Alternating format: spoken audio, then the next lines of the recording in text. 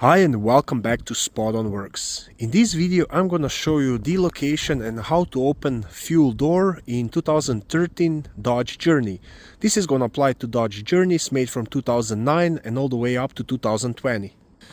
The location of gas door in this Dodge Journey, it is on driver's side quarter panel and it is right here. And to open it up you simply just wanna pull this gas door.